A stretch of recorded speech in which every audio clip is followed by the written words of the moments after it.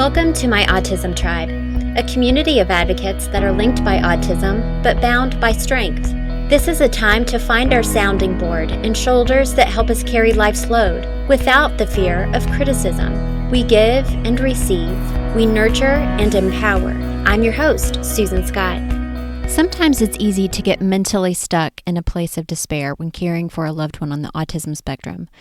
All of the therapy appointments, advocating, and temporary setbacks can be overwhelming and discouraging. I always think it's important, however, to focus on the stories of success. Those stories that give hope and encouragement. Everyone needs this, right? Today's guest has many years of experience in providing care for those on the spectrum, and she has many stories that I believe will inspire us to all keep going. Joyce Peet is an occupational therapist, and she's been providing therapy for my son for the past 2 years. I've seen the progress that my son has made, and I've often relied on her to provide me direction on the best ways to set goals for social interaction, behavior, and classroom performance for Alex. Let's all give her a warm welcome. Thanks so much for joining us today, Joyce. I am super excited to have you on as today's guest. Joyce, why don't you start off by sharing a little about why you became an occupational therapist? Well, I grew up in Kentucky, where in a town that there were not any occupational therapists, like in the 70s that I knew of. And my mother was a special education teacher. And she heard an occupational therapist speak, and at that time I was leaning towards physical therapy, and she said, I think this is a great match for you. So that's how I first found out about it, and wow. Then, so the rest is history. I've never looked back. I think it's been a great track for me. Well, I let everyone know that you are Alex's therapist, ongoing therapist, actually. And I've seen so much progress that's been made with him. And you have, you're just amazing. You're so patient and you're so loving and compassionate, and you really do a great job. And I can be a testimonial for that, and just really working with parents, and setting goals for their kiddos. And so it takes a special person to be in this field, and I really do believe that your mother was right when she said it would be a perfect fit for you. Thank you. You're welcome. You go off to school and you're an occupational therapist. Now, how long have you been in the occupational therapy field, and did you always specialize with individuals on the spectrum, or what has your experience been? Not at all, Susan. I started out, I went to Eastern Kentucky University, and then immediately moved to Dayton, Ohio area because my husband was in the Air Force. Mm-hmm. So, and the first 10 years I did adult rehab, working with individuals that had like stroke, spinal cord injury, that type of thing. And then when I had children, it's kind of the timeline that you would work. It worked out well to work with children. So I transitioned to pediatrics, and then in 1999, with a speech therapist and a physical therapist, we formed a private practice called Therapy Connections in Ohio. So I did that for 15 years, and in that area of pediatrics, had the opportunity to work in the schools and mostly in private practice. Okay. And then I sold that practice 5 years ago and moved to Lexington, Kentucky. So I supposedly retired, but I think it was still in my blood. So yeah. That's how I met your Alex. I just couldn't give it up yet. Well, I found out about you just by walking the hallways of his school, and I kept hearing this name, Joyce Peet. Joyce Peet is amazing, And so I was like, well, I guess I better check this woman out. She sounds pretty awesome. And you are. A lot of your, Alex has really bonded with you, and I think that's important to share with everyone, and that a lot of these therapy programs, no matter whether it's speech therapy or occupational therapy, ABA therapy, all of the therapies that are in these programs for our loved ones, it really does take a special connection to really make, I think, substantial progress. And you have a way with kids, and that's probably from being a parent yourself. Not necessarily that it's needed, but I think it's been great for Alex. You've worked with. Yeah, go ahead. Go ahead. Well, I was just going to say, oftentimes I see, new therapists that once they become a parent or once they get more experience, they just learn how to play more. Yeah. And a child has to not realize that they're doing therapy. The therapist needs to know you're doing therapy and have working towards the goals, but for a child, coming to therapy should be fun.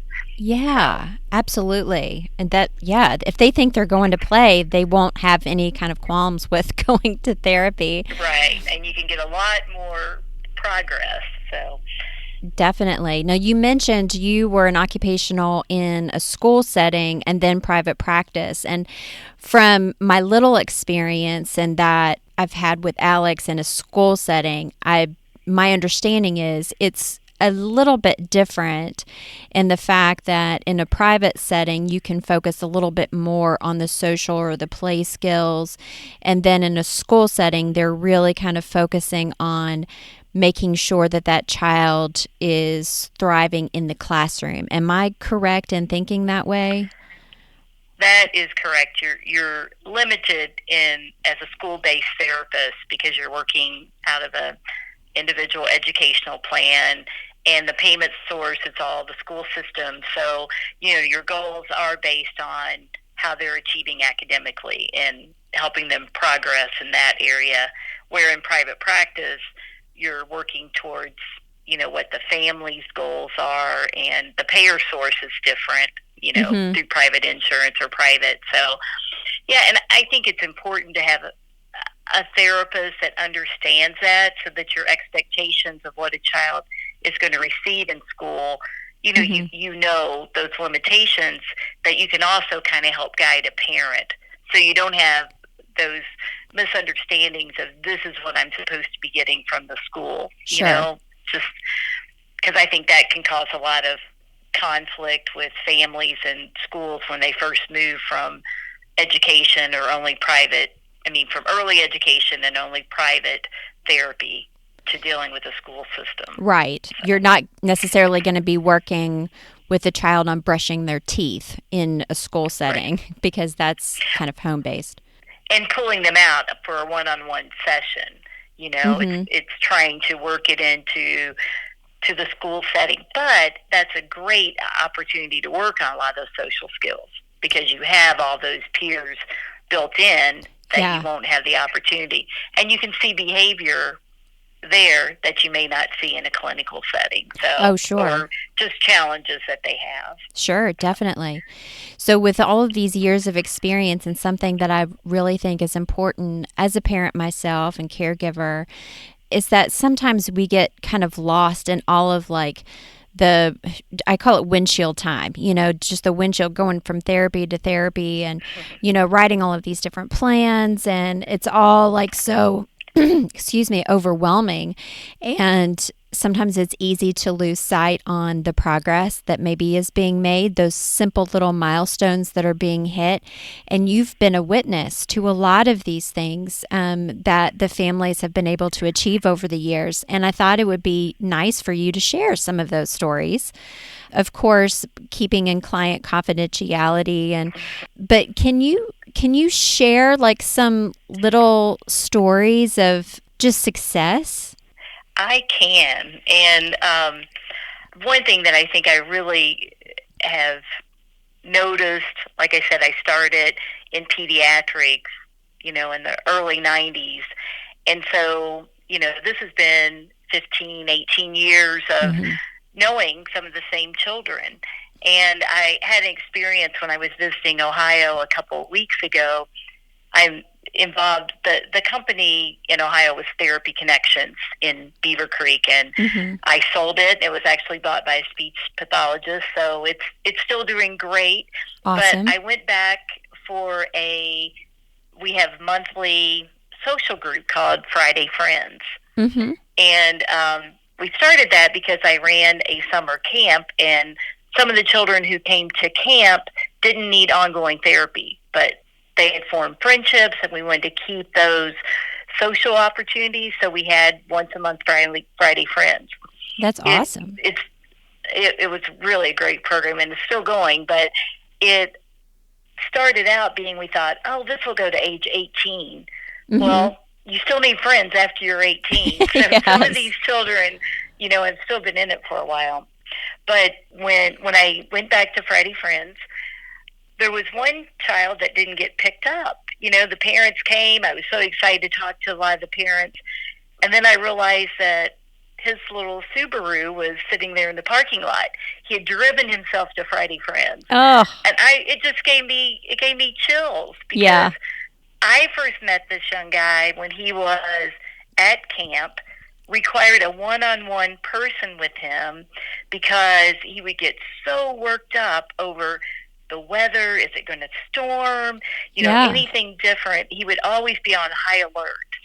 And Susan, the quote that he said to me when I was sitting inside with him, he's still doing a lot of rocking and stimming because he was so excited to see me. Yeah. And he said, Miss Joyce, I don't stim as much anymore because you can't do that while you're driving. And I thought, that is a very good point, but that he could think through this and share with me and remember how he used to be. Yeah. But I have to admit, I was still a little cautious. Like, I wanted him to pull out of the parking lot first, and I would follow him later, because in my mind, I still remembered, all the issues he used to have. But he now goes to a university. He's majoring in geology. Wow. So yeah, I mean, he still had some quirky behavior, but it's awesome. That is awesome. And honestly, he's probably a better driver than a lot of people out there, just because he is on high alert, right? Right. That's what I'm thinking. And one other driving experience I have is I know two other individuals now on the spectrum, and they are in their 20s, and just watching them as teenagers, at age 16, they had no interest at all in driving. So it was and now they're both drivers, and it was very slow process. Just like they would be fine sitting in the back seat the rest of their life. Right. But their family really had to work on, no, you need to sit up front. You need to look at which roads we're turning on. And it was just a long process of kind of talking about the rules of the road. And Sure. then many, many months of just driving through the neighborhood. Oh, yeah. But now they're drivers, and yeah, they do. They follow the rules. They probably never go over 55 or whatever the speed limit is. But so oftentimes these milestones, whatever they are, we think of milestones with preschoolers, but even as an adult, it just takes a longer amount of time, but they are achievable. Yeah, I stopped checking off those milestone boxes a long time ago. It was one of those things. I remember when Alex was, I don't even think that he had received his diagnosis yet, but he was, he never crawled. And he went from holding my finger forever, it seemed like, and walking.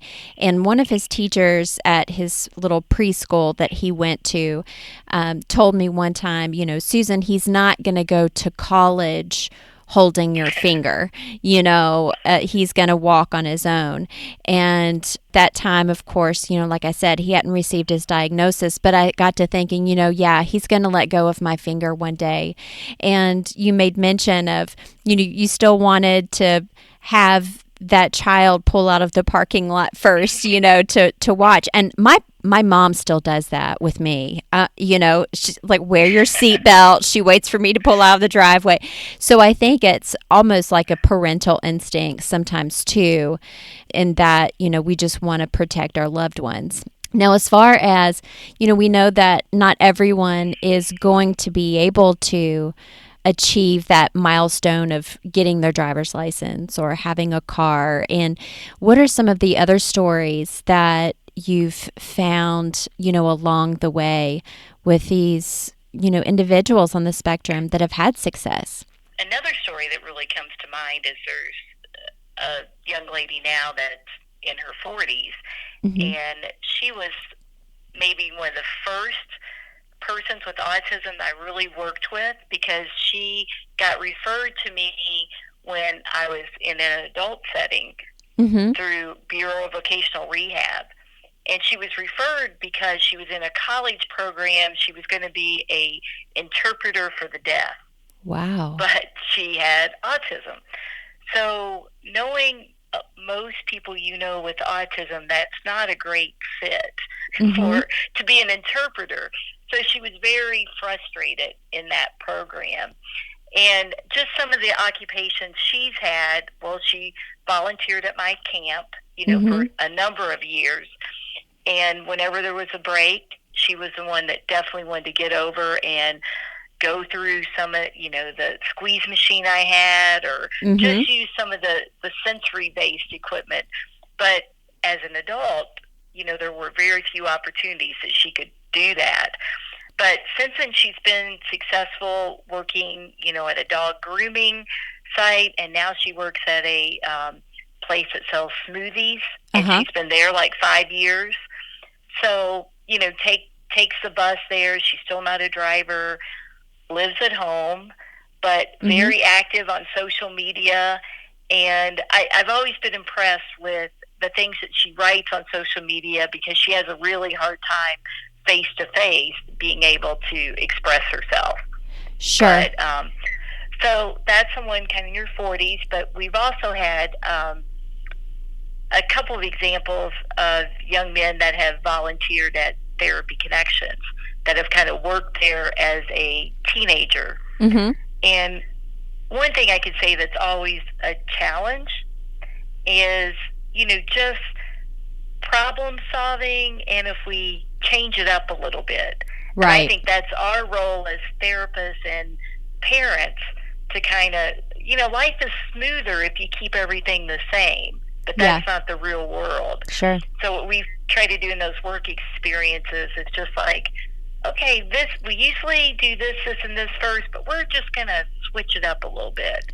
Rock their world. Yes. So they can, be more prepared for the next job. And so I think that learning how to problem solve is what I see the most challenging in workplaces, or as these kids get older.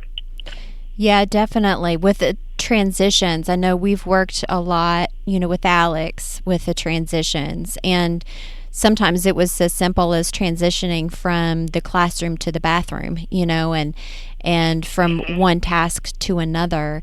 And so I'm very proud to say, has worked through a lot of that, and that has been great to see.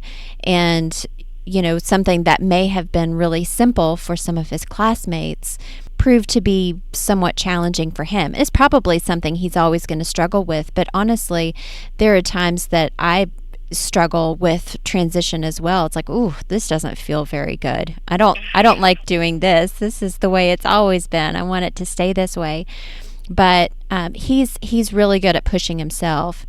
How do you work with families? I only know from personal experience, and I want to say I'm one of the best parents you've ever worked with, right? So, but I would agree. That's my story. I'm sticking with it. Thank you. I'll pay you after we stop recording. All right. No, but how do you, like, from the initial meeting, sitting down with the parents and working with, because I know that I've always questioned, okay, how much progress can be made with Alex, or how should I be setting these goals?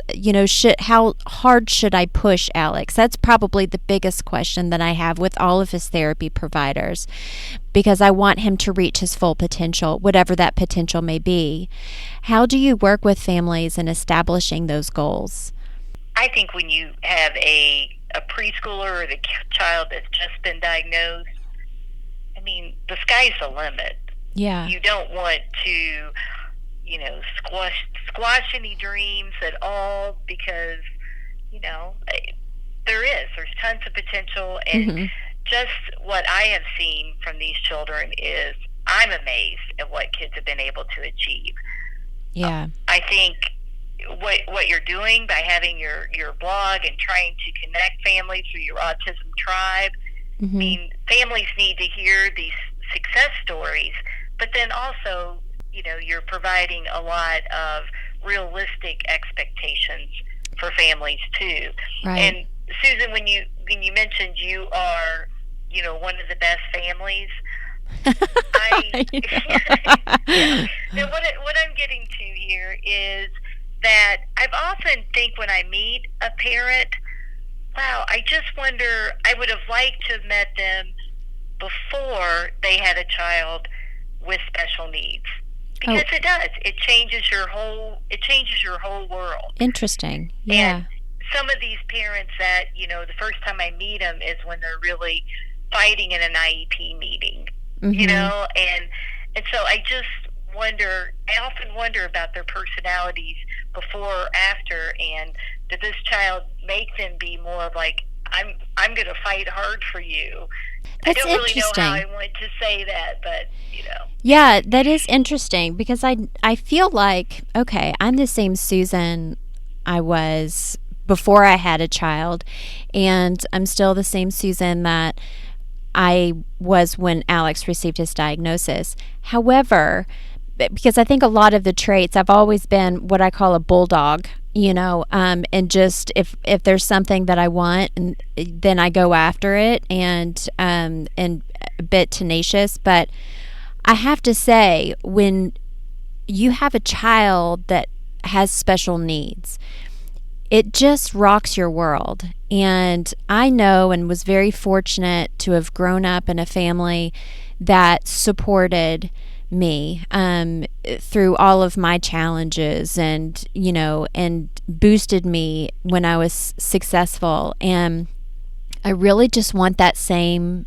life for Alex. And it's kind of one of those things where it's just like, I want to move mountains for him and do anything that I possibly can do to make sure that he has the best life possible. And it's with people like yourself that really help make that possible too, because it's not something that a single parent or just two parents can do. It really does take a village. Yeah, right. And I think just trying to, so back to your original question, is I feel like my job with a family is just empowering them, connecting them with different resources that's going to provide them with the tools that they need at different stages of their child's development. Because just when you get comfortable in one environment, your child gets older, and it's a different environment and a whole different skill that you have to learn. Like driving, like employment, those things you don't have to think about yet. Right. I've had the opportunity to really see children mature into young adults, and to witness their journeys, and to witness the family's journeys of, like accepting this child where they are at different stages of their life. And the parents that picked up at the last Friday Friends were the same parents, but they were totally different than where they were when they were dropping their child off as a 7-year-old at a day camp. Just their calmness about their child, and their story has changed. So it's just, I'm at a great place in my journey as a therapist to be able to see this progress. And what's great about doing pediatrics is a lot of it is that natural maturity and progression with development. But I like to take a lot of credit as an occupational therapist, but a lot of that just occurs naturally too, that we just have to take a deep breath and go, right, Alex won't be holding my hand when he goes to college. Yeah. It's okay. We're going to work through this. But Right, exactly. No, you should give yourself a lot of credit because it takes a lot of hard work. And it's not just occupational therapy is not just something that you go to school for and you read a book on, and but it takes a lot of patience, and I think it's in your DNA, to want to provide for families and care for those that have challenges, and just occupational therapists and speech therapists, and how you all kind of work together. I think the communication, when it comes down to it, everyone has to be on the same page. And even though there are some points that feel like it's interesting, because when Alex was doing also occupational and ABA therapy, and at one point in time we just did fully intensive ABA with Alex and pulled him out of speech and OT as well, as you know, and I felt like that was the right thing to do at that time, knowing that we would circle back around to OT after he finished his ABA program. But the communication was always there. Okay, now the occupational therapist, Joyce, said something about this. What are your thoughts on that? And so all of these therapists have provided me the tools, because I didn't know what I didn't know. And you guys are educating me just as much as you were educating and giving the skills for Alex too. And I think all the therapists we're looking at the whole child, Mm-hmm. but just looking at them through a little bit different eyes. So, Yeah. That's why I bring all the information together, because there's a lot of overlap Yeah. between ABA and OT and speech and OT, but then, we all have our specialty areas. And I think if you do have the luxury of being in an environment where you have all those working smoothly together, it is best for the child. But you mentioned taking a break. Episode of care, you can do a whole other session about that. Sure. Because, it is important, I think, sometimes just to take a break, integrate all the skills that you've learned, and then, come back and get another dose once you find another area that you need to work on. Yeah, it's especially when first receiving a diagnosis. I know that I just threw myself and Alex into this whole whirlwind of therapies, and because everyone kept stressing early intervention, and and even though I do so strongly encourage early intervention, it's absolutely critical in my opinion.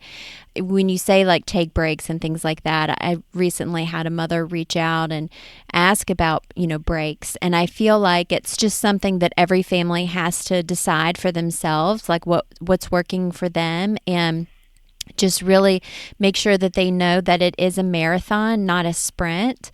And, this is something that we're going to be having conversations with for a very long time, if not for the rest of our lives. And that's okay. It's just really focused on the individual in making sure that they're making progress. And if progress is being made, then you're on the right path. I agree. So, Joyce, thank you so much for your time. I know that you're busy in your retired life of providing therapy for all of these individuals. But thank you for everything that you've done for Alex. And thank you for being a guest and being a part of my Autism Tribe. Well, thank you, Susan. I enjoyed it. Occupational therapists are experts in the social, emotional, and physiological effects of illness. This knowledge helps them promote skills for independent living in people with autism and other developmental disorders.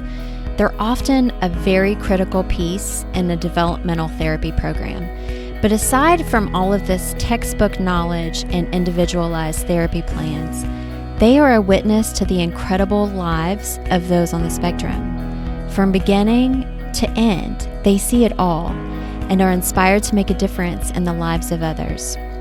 Thanks so much for being a part of my Autism Tribe, and I'll see you next week.